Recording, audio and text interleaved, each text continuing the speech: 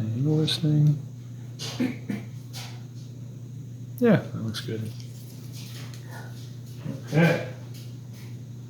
Okay, so next round is moving to Arizona, Okay. because that's where you guys settled for a long time. Yes, the move to Arizona was the most dramatic of my childhood. Yeah, the farthest distance, right? Yes, and the climate and everything about it was so much different. You know, Pittsburgh and Chicago, you know, there's differences, but there's a lot of similarities. But I never lived in a desert, or even seen the desert. So yeah, when I was in 8th grade, my dad said that his company, Armour Foods, was on the market to be sold. And he didn't know what was going to happen with his job. He didn't know if it got sold, if he'd still have a job, you know, all kinds of stuff. So there were a lot of unknowns at the time. So what ended up happening was it got bought by the Greyhound Corporation, which is a bus line. Yeah. I don't know why, but Yeah. that's what happened. And so the chairman of Greyhound bought it, and he decided to move the whole headquarters to Phoenix, Arizona. Probably because it was cheaper there or whatever. Yeah. And my dad said that was, and they actually did offer him a job. So he was relieved. So he was like, if I don't take it, you know, I don't have a job. So, you know, we gotta go where we can support your family. Yeah. So it was actually probably perfect timing because I was about to start high school. Kathy had just graduated from college. Maureen was going to a junior college, College of DuPage in Chicago area, in Wheaton. And Eileen was working. So it worked out really well. What happened was Eileen actually was able to get transferred with her company. Oh, wow. It was called Royal Globe Insurance. And then Kathy, you know, was going to be job hunting anyway, so she started her job hunt in Phoenix.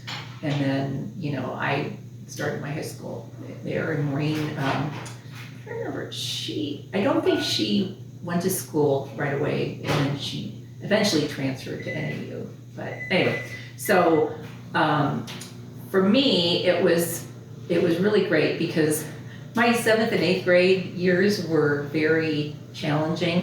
That's everyone's most awkward phase. And, Yeah, I was very nerdy, and Yeah. you know, and Bad haircuts. the boys used to make fun of me and call me a clod, and you know, I was skinny, and I had braces and glasses, and I was terrible in PE, and that was like a really big thing at my school. If you weren't good in PE, you were dirt. Yeah. They didn't care if you were smart or not. You know, it was just, if you can't throw a basketball or whatever, catch the softball, you're nothing. So it's like all the stereotypical 80s movies. It was kind of that mentality in those days still. Yeah, and I was always picked last for the team. They had that. They didn't, you know, try to make it, you know, comfortable for the kids. It's like the PE do, like, well, you're at last again. You know? Like, try harder next time. Yeah, exactly. They never gave me any instruction, or they're like, oh well.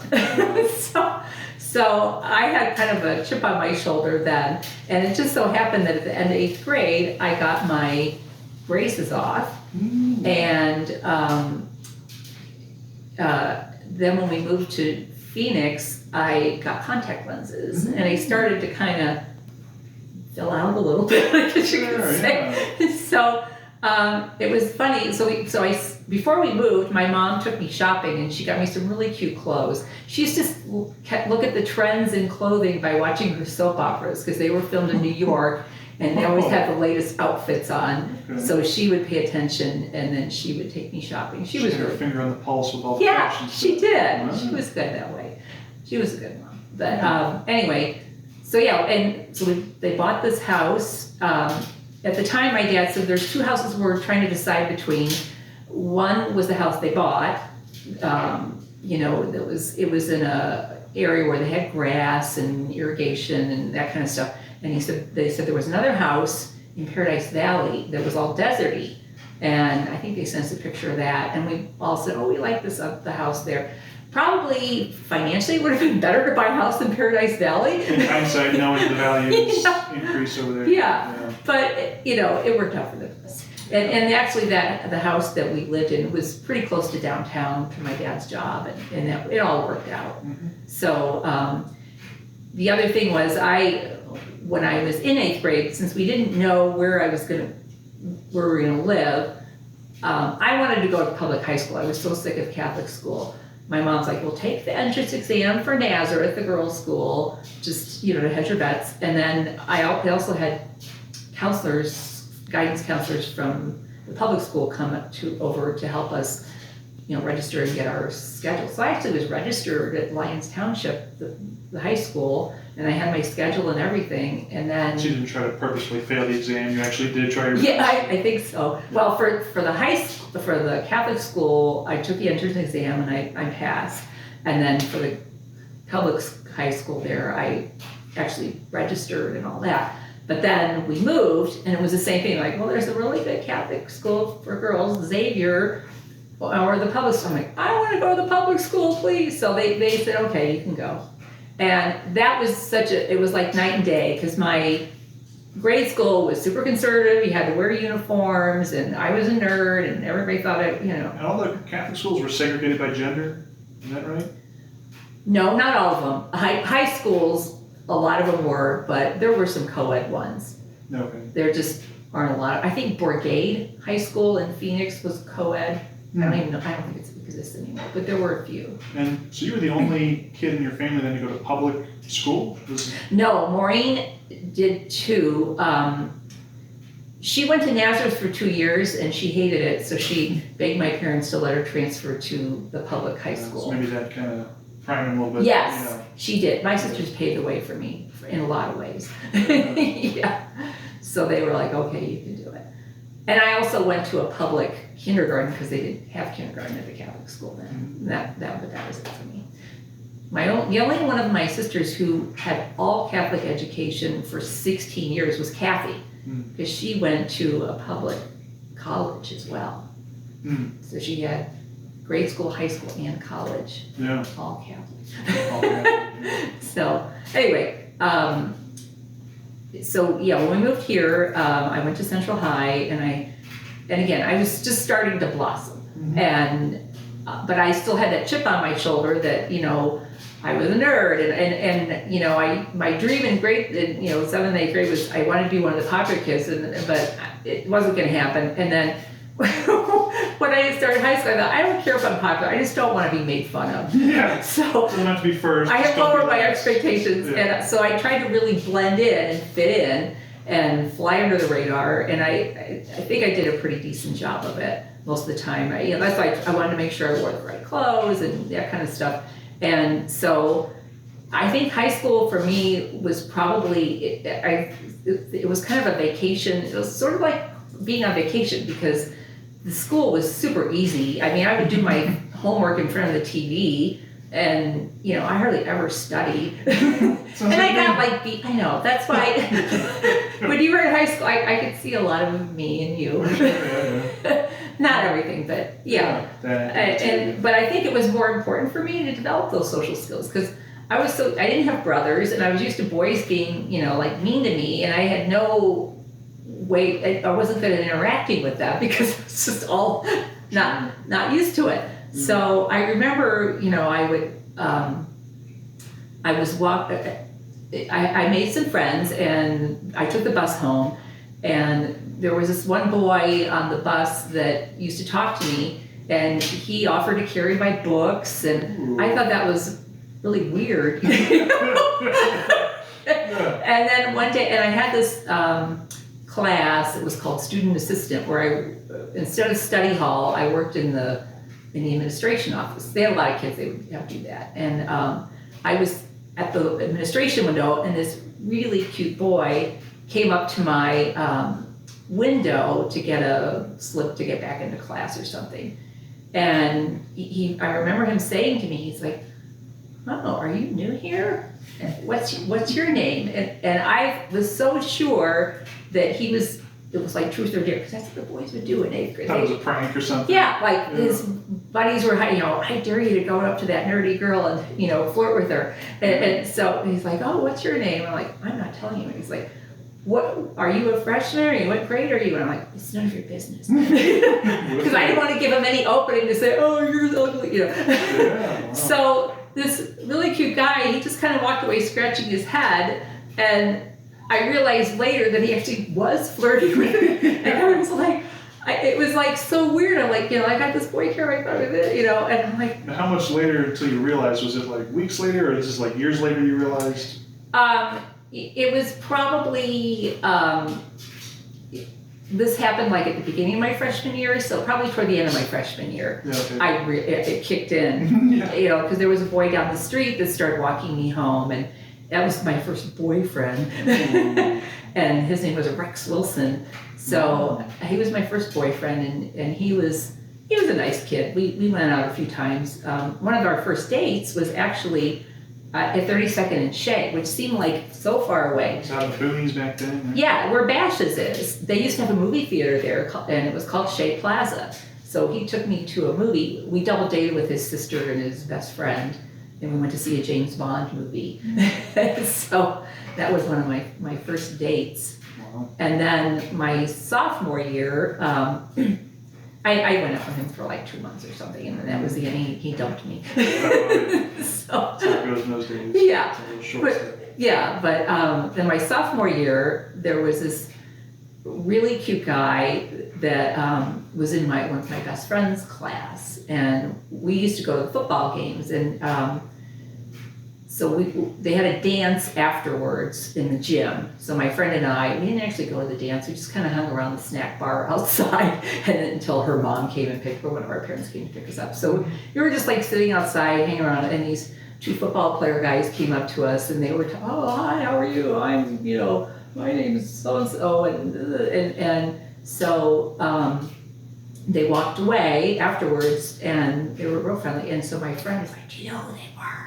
And I said, well, they said their name, and she's like, that's, you know, she's naming these guys, you know, that's Bill so-and-so. Mr. Big Deal. And she's like, oh, they're football players, and they're really cool. And I'm like, and I thought that there was a real tall one. I thought he was really cute. So, like the following Monday, he says to my friend, he's like, who's that friend of yours? And so, and she's like, oh, that's my cousin. She told him that we were cousins for some reason. I don't know why.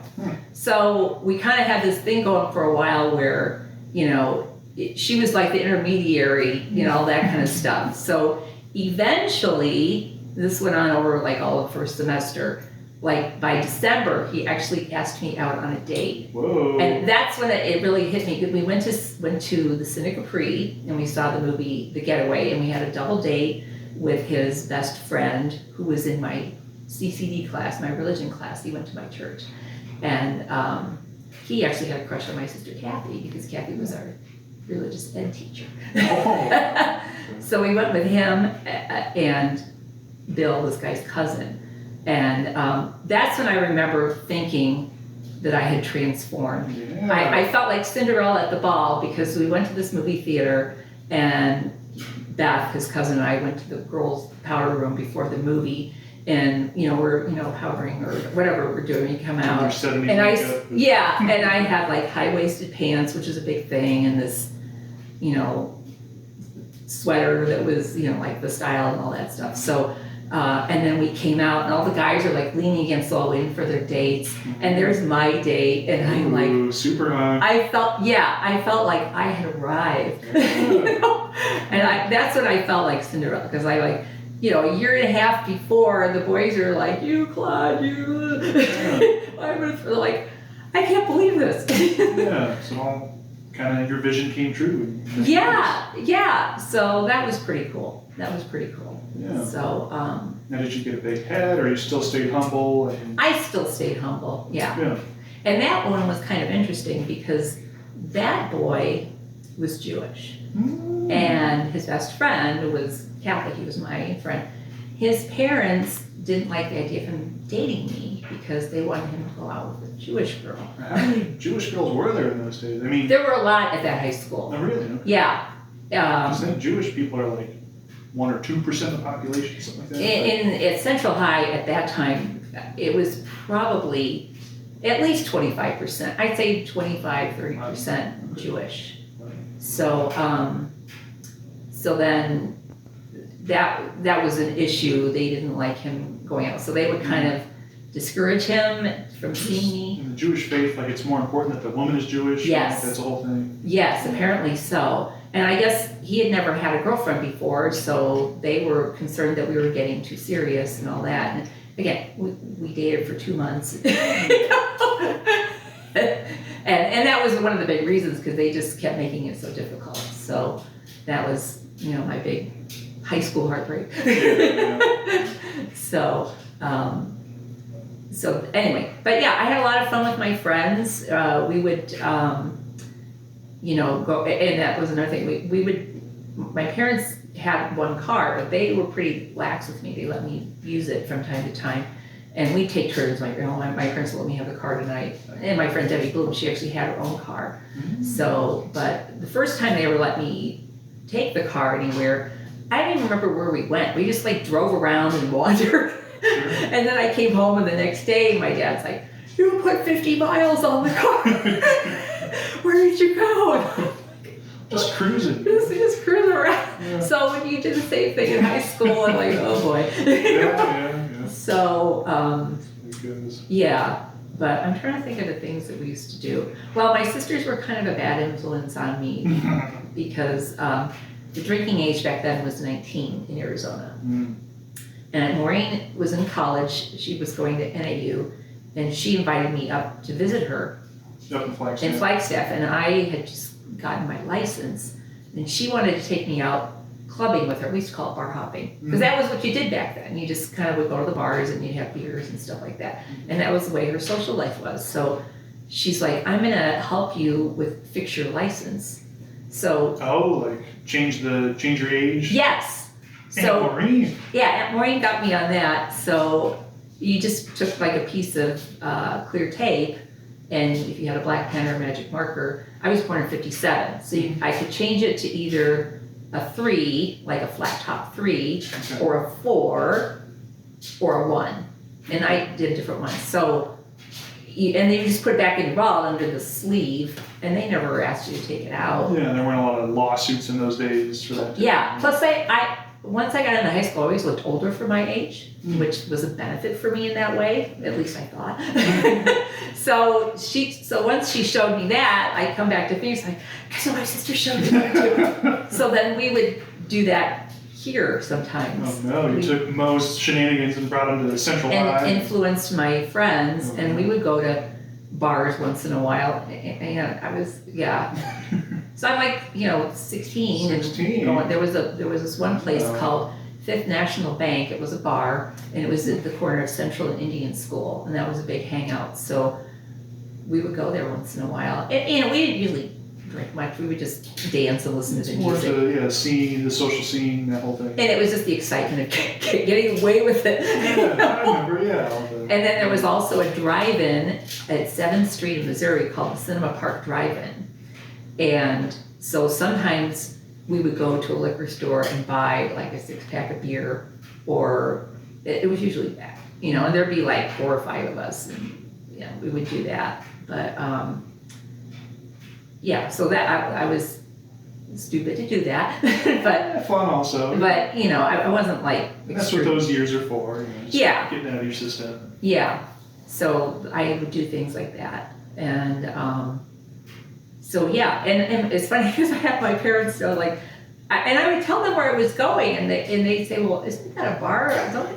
And I'd say, "Well, they only card you if you order alcohol, otherwise it's okay." This was a lie. Yeah, it was. And they'd be like, "Okay." So I was a bad kid. Yeah. No one's a perfect, it's not like a Goofus and Gallant dichotomy. Everyone's got a little bit of both. I never got in any big trouble with it, but Yeah. I tried to be, low key about it, Mhm. but I did do that. But yeah, I didn't really study much, and I just, Maureen had gone to NAU, and I really liked it up there. I also took a tour of U of A, because they had like U of A Day, so I went down there with my friend Debbie and my other friends, Barbara and Jenny, and got a tour, and it was kind of big, and I just didn't have that, it just didn't feel comfortable to me. Sure. So I thought, I'm just gonna go to NAU. That's So- where Mo went. You'd already been there. You're familiar with it. Yeah, and I like the atmosphere up there better, so that's why I picked it. So, and it was, I think it was a good choice. I enjoyed it up there, and you know, college was different back then. There was more, like they had freshman week, and there was more bonding with the kids in your dorm. So freshman week was like the week before everybody came back. They let all the freshmen come up and move into their dorm, and they had activities and things for them to do to get to know each other. So I lived in a freshman dorm, and the hall that I lived in, the floor that were all a bunch of freshmen. And we all got together and we would just do goofy things. Like we went to Burger King one night, and then we got those Happy Meal crowns. The Burger Crown thing. Yeah, and there was this big statue in front of the bookstore of a lumberjack, so we decided to kind of vandalize the lumberjack. And it was, all we did was we put a crown on his head and wrapped toilet paper around him, and you know, that's the kind of stuff we would do.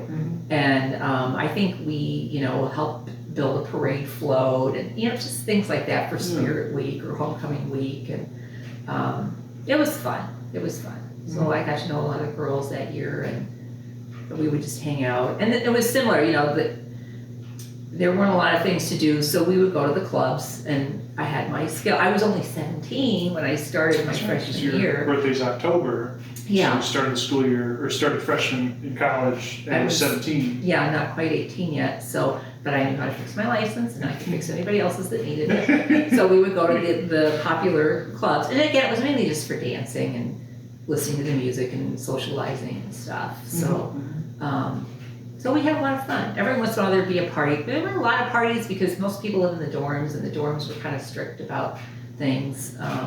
Once in a while we'd go to a frat party.